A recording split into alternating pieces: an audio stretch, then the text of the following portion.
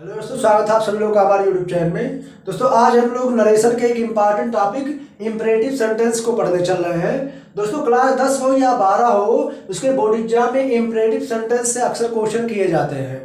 तो दोस्तों आज हम आप लोगों को बताएंगे कि यदि आपका वाक्य जो है इम्परेटिव सेंटेंस में आए तो उसे इनडायरेक्ट में बनाते समय क्या रूल लगाते हैं और उसे इनडायरेक्ट में कैसे बनाते हैं।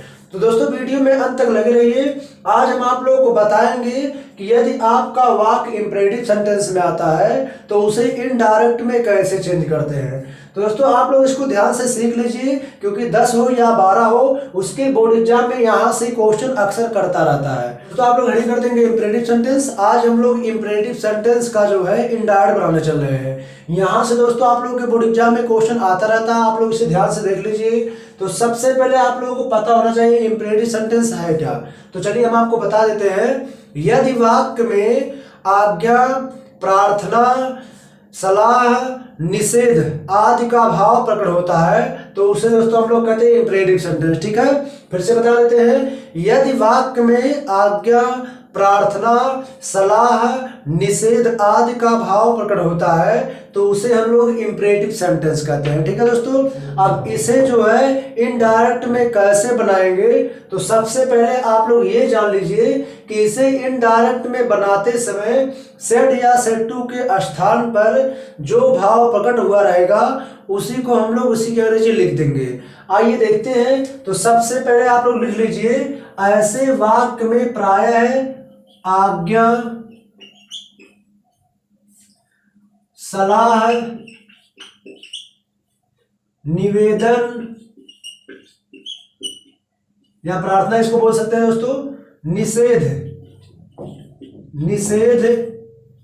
आदि का भाव प्रकट होता है। ठीक है दोस्तों, इंपरेटिव सेंटेंस में आज्ञा का भाव प्रकट रहेगा, सलाह का भाव प्रकट रहेगा, निवेदन या प्रार्थना का भाव प्रकट रहेगा। यहाँ पे आप लोग लिख सकते हैं प्रार्थना। ठीक है दोस्तों, ये प्रार्थना भी आप लोग कह सकते हैं।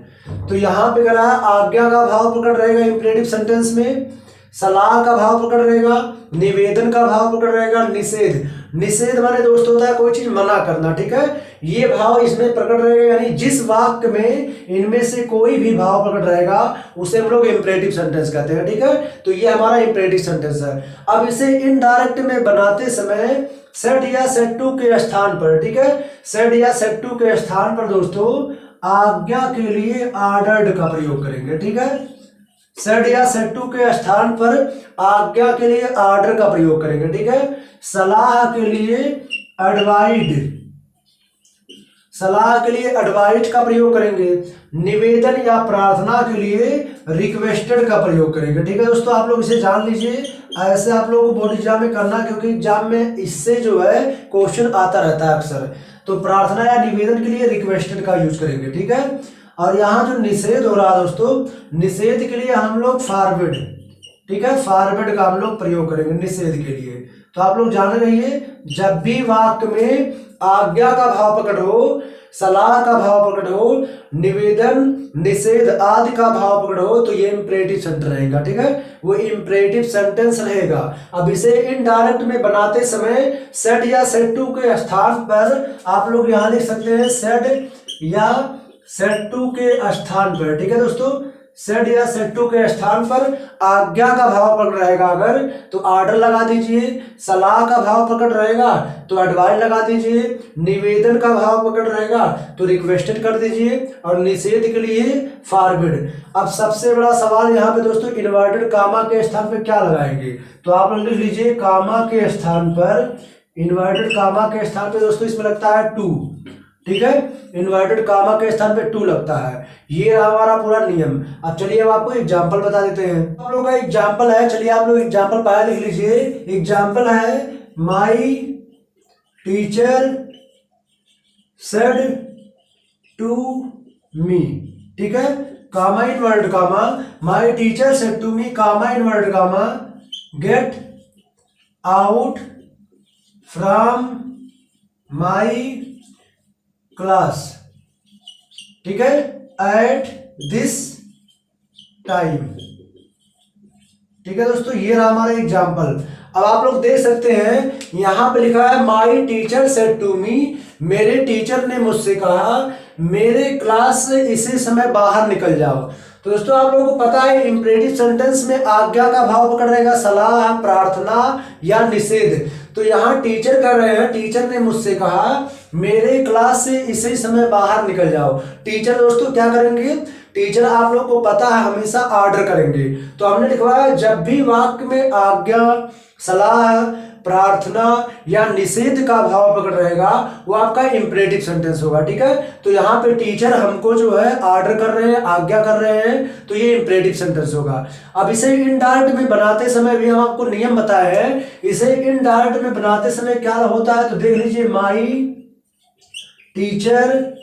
अब दोस्तों अभी आपको बताया है सेड या सेड टू के स्थान पर जो भाव इसमें प्रकट रहेगा, अगर आज्ञा का भाव प्रकट रहेगा तो आप लोग सेड या सेड टू के स्थान पे क्या कर देंगे दोस्तों, ऑर्डर कर देंगे। ठीक है, और अगर सलाह का भाव पकड़ रहेगा तो एडवाइड कर देंगे, प्रार्थना का भाव पकड़ रहेगा तो रिक्वेस्टेड कर देंगे, फॉरवर्ड यानी निषेध का भाव पकड़ रहेगा तो आप लोग यहाँ फॉरवर्ड कर देंगे और कुछ नहीं करना है। तो यहाँ पे टीचर हमको क्या कर रहे हैं, ऑर्डर कर रहे हैं। तो सेड या सेड टू के स्थान पे दोस्तों क्या हो जाएगा, अभी आपको थोड़ी देर पहले बताया है, हो जाएगा ऑर्डर्ड। माय टीचर ऑर्डर्ड मी। अब दोस्तों कामा के स्थान पे क्या रहेगा, अभी आपको थोड़ी देर पहले बताया है, कामा के स्थान पे हो जाएगा टू। ठीक है, और बाकी ये पूरा उतर जाएगा, gate out from my change होगा दोस्तों। कौन सा केस है, आई का जो है, ये आई का पॉजिटिव केस है, तो टीचर के अनुसार यहाँ पे आप लोग कर देंगे हिज। यहाँ आप चाहे हर भी कर सकते हैं क्योंकि दोस्तों टीचर मेल भी हो सकते हैं, फीमेल भी हो सकते हैं, तो आप यहाँ हिज के साथ या हर भी कर सकते हैं, हिज भी कर सकते हैं, दोनों सही है। From his class at this का दोस्तों क्या होता है, इंडायरेक्ट बनाते समय दैट हो जाता है, दैट टाइम, ये आपका बन गया। आपको दोस्तों कहीं दिक्कत हो तो आप वीडियो में कमेंट कर दीजिएगा, हम आपको पूरा एक क्वेश्चन बता देंगे। ठीक है, तो आप लोग दोबारा एक बार सुन लीजिए, जब भी वाक्य में आज्ञा, सलाह, प्रार्थना, निषेध आदि का भाव प्रकट होता है इंपरेटिव सेंटेंस कहलाता है। ठीक है, और इसे इंपरेटिव सेंटेंस को इंडायरेक्ट बनाते समय क्या करते हैं, जो भाव यहाँ प्रकट रहेगा सेड या सेड टू का स्थान पे वही लिख देंगे, कामा के स्थान पे टू, और बाकी चेंज कर देंगे। आइए अगला एग्जाम्पल देखते हैं। अगला एग्जाम्पल है doctor said to the patient, comma invert comma, doctor said to the patient, comma invert comma, take complete rest. ठीक है दोस्तों, doctor said to the patient take complete rest. Doctor patient से कहा अत्यधिक आराम करो या पूर्ण रूप से आराम कीजिए। तो दोस्तों आप लोगों को पता है डॉक्टर पेशेंट को क्या करेगा, सलाह देगा, तो हो जाएगा डॉक्टर ने मरीज से कहा कंप्लीट यानी पूर्ण रूप से आराम करो। तो यहाँ पे डॉक्टर पेशेंट को क्या कर रहा है, एडवाइज कर रहा है। तो जब यहाँ पे एडवाइज का भाव प्रकट हुआ तो इंपरेटिव सेंटेंस, और इसे इनडायरेक्ट में बनाते समय हो जाएगा डॉक्टर सेड या सेड टू के स्थान पे दोस्तों जो भाव प्रकट हुआ, क्या भाव प्रकट हुआ है, एडवाइज। तो यहां हो जाएगा एडवाइज्ड द पेशेंट। ठीक है, कामा के स्थान पे दोस्तों क्या लगेगा आप लोगों को बताया जा चुका है, टू हो जाएगा, टू, बाकी उतर जाएगा टेक कंप्लीट रेस्ट।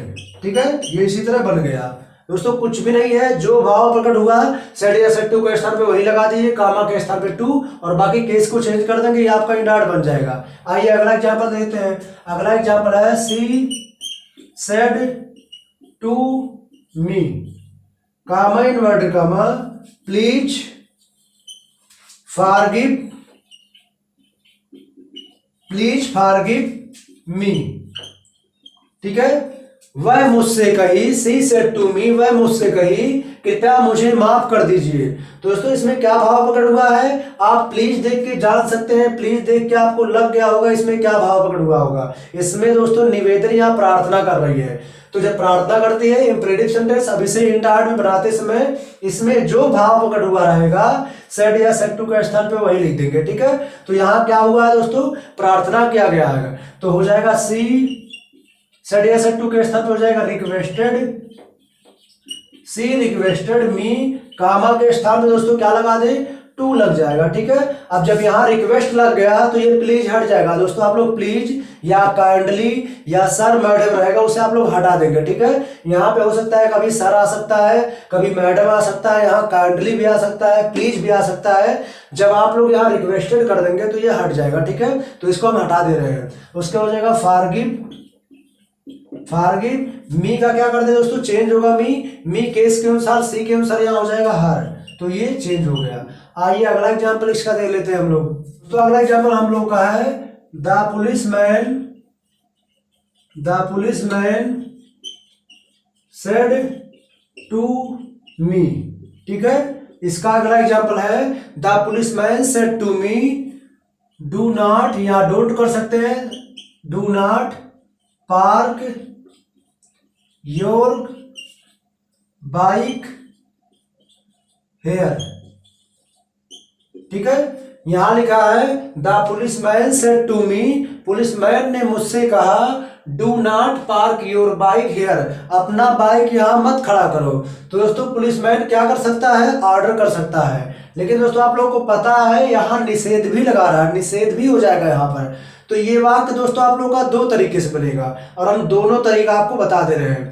पहला काम तो यहाँ पे हो रहा है, पुलिसमैन ने मुझसे कहा अपना बाइक यहाँ मत पार्क करो। ठीक है, तो यहाँ पे क्या कर रहा है, निषेध लगा रहा है। निषेध लगाता है तो क्या होता है, और एक चीज और यहाँ पे हो रहा है दोस्तों, यहाँ पे आप लोगों को ऑर्डर भी किया जा रहा है, तो ऑर्डर से भी ये बन सकता है। तो चलिए हम पहले आपको ऑर्डर वाला तरीका बताएंगे। तो इसको हम लोग ऑर्डर के तरीके से लगा रहे हैं, तो हो जाएगा द पुलिसमैन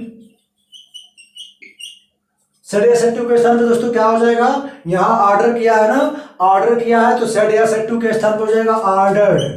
ठीक है, ऑर्डर्ड मी। अब दोस्तों अगर आप लोग यहाँ ऑर्डर कर रहे हो तो ये जो नॉट दिख रहा है आप लोगों का, नॉट यहाँ से निकल के चला जाएगा इस तरफ। ठीक है, अगर आप लोग यहाँ ऑर्डर कर रहे हो तो ये नॉट यहाँ पे आ जाएगा, हो जाएगा मी के बाद हो जाएगा नॉट। ठीक है, अब कामा के स्थान पे क्या हो जाएगा दोस्तों, टू। कामा के स्थान पे क्या लगता है बताएगा आपको, टू, और ये डू हट जाएगा। ठीक है, ये नॉट उस तरफ चला गया और ये डू हट जाएगा, कामा के स्थान पे टू लग चुका है। फिर से बता देते हैं, पुलिसमैन सेड या सेड टू के स्थान पे ऑर्डर मी अपने दर पे पड़ा है और ये नॉट दोस्तों यहां से उठ के मी के बाद इस तरफ चला आया और कामा के स्थान पे टू लग गया, डू हट जाएगा। ठीक है, और उसके बाद जाएगा park, do not park your का चेंज होना चाहिए, हो जाएगा माई बाइक हेयर का दोस्तों क्या होता है, देयर, यहाँ पे देयर हो जाएगा।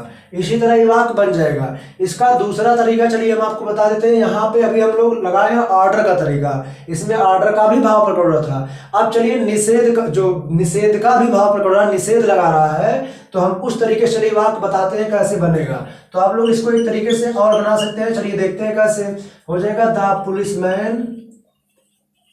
पुलिसमैन दोस्तों यहाँ निषेध लगा रहा है, तो निषेध के लिए क्या लगता है आपको, लिखवाए हैं फॉरवर्ड हो जाएगा। ठीक है, फॉरवर्ड, पुलिसमैन फॉरवर्ड मी।